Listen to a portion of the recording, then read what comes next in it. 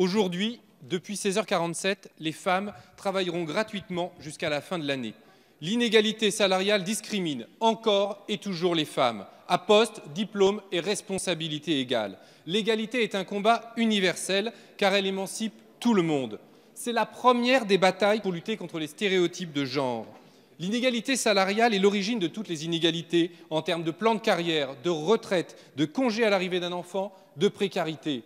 Les femmes, on le sait, sont les premières victimes des emplois précaires, des horaires fractionnés et du temps partiel imposé qui attaquent l'égalité salariale. De même, il faut que l'égalité salariale perdure pendant toute la carrière des hommes et des femmes. La maternité est aujourd'hui un risque pour la carrière des femmes et en fait leur destin social. C'est du fait de la possibilité d'un congé maternité que les carrières des femmes sont bridées par les entreprises. C'est après un congé maternité que l'inégalité du partage des tâches dans un couple s'accroît. Pour que cela cesse, il faut étendre le congé paternité pour faire l'égalité des carrières des femmes avec celles des hommes. Enfin, si nous imposons l'égalité salariale, le surcroît des cotisations sur la retraite que cela générerait permettrait de financer la retraite à 60 ans pour tous. Au lieu d'appauvrir les retraités, vous pourriez d'un seul coup faire l'égalité salariale et permettre à toutes et tous de partir à la retraite à 60 ans au lieu de mourir au travail. Aussi, Monsieur le Premier ministre, ma question est simple. Votre ministre vient d'annoncer sur Twitter une loi d'égalité salariale pour 2020. Quelles mesures contraignantes allez-vous donc prendre pour imposer l'égalité salariale dans notre pays? Monsieur le député Bastien Lachaud. Alors, sur le diagnostic de la situation des femmes depuis 16h47, nous sommes pleinement d'accord. Et c'est dans la grande cause du quinquennat du président de la République que nous sommes engagés avec Marlène Schiappa pour combattre cet état de fait. Donc je crois qu'il y a quelque chose qui par contre vous a échappé, c'est qu'il y a eu une loi qui a changé complètement le paysage. En septembre 2018, vous n'avez pas voté, c'est vrai, mais d'autres ont voté.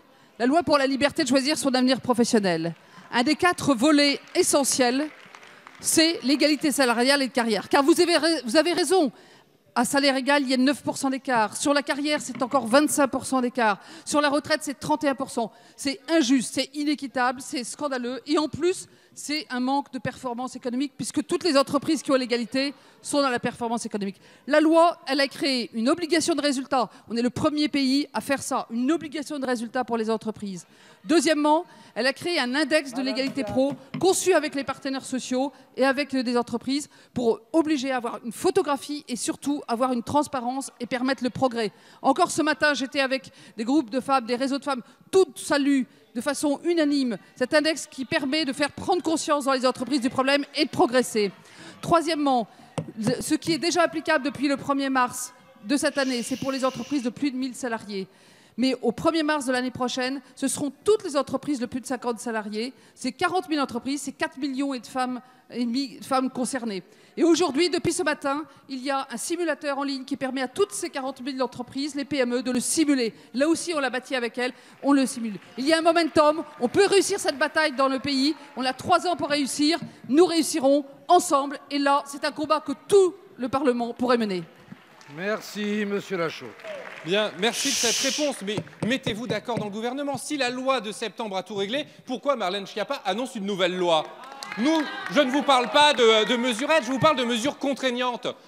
Favoriser les congés parentaux de durée identique, augmenter les sanctions financières et pénales contre les entreprises qui ne respectent pas cette égalité, pouvant aller jusqu'à l'interdiction d'accès au marché public. Merci, revaloriser Monsieur Lachaud.